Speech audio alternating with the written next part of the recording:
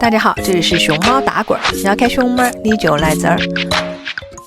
本频道专注于分享和科普可爱大熊猫的故事，欢迎关注。冬去春来，现在已经进入3月份了。在这个万物复苏的时节，野生大熊猫也开启了他们1年1度的相亲季大会。每年的3月至5月通常是野生大熊猫的发情期，这时候的大熊猫们会集体进入躁动模式，势必要在今年脱单。初春时节，大熊猫国家公园平武北川片区的红外相机捕捉到了多段野生大熊猫外出求偶玩耍的视频，画面中出现了滚滚的各种生动有趣的求偶行为，有的大熊猫努力伸长脖子，专注地嗅闻树干上的气味，有的埋着头前后左右仔细嗅闻地面，试图寻找潜在伴侣留下的气息，还有的则用2条腿灵活地摩擦地面。雄性大熊猫简直就是野外涂鸦大师啊！它们把树干当成画布，用分泌物创作抽象派气味作品，这些分泌物便是大熊猫的征婚简历。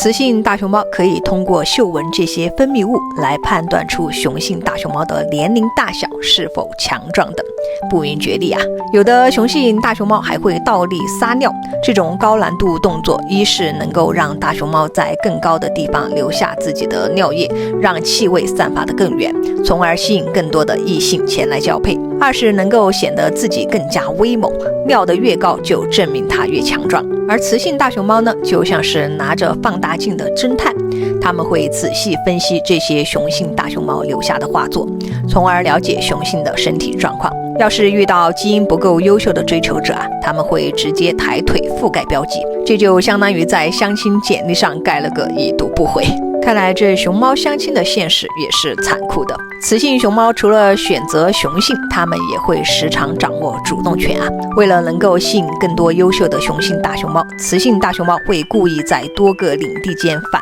复横跳，引得追求者们大打出手。若多只雄性大熊猫均接收到雌性的邀请信号，这个时候狭路相逢啊，那就只能进行比武招亲了，凭本事取得美人归啊！只见这些爱情上头的小伙子们瞬间化身黑白相间的毛球炸弹冲向对方，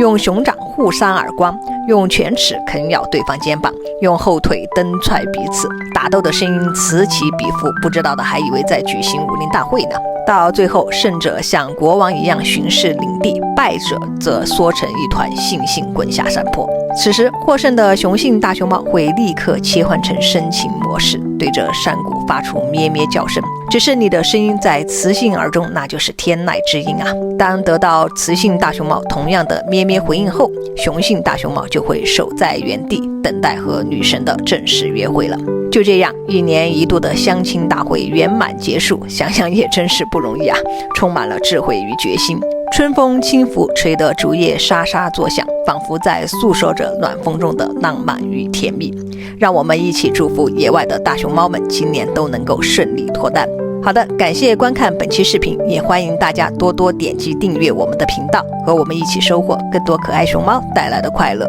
下期再见。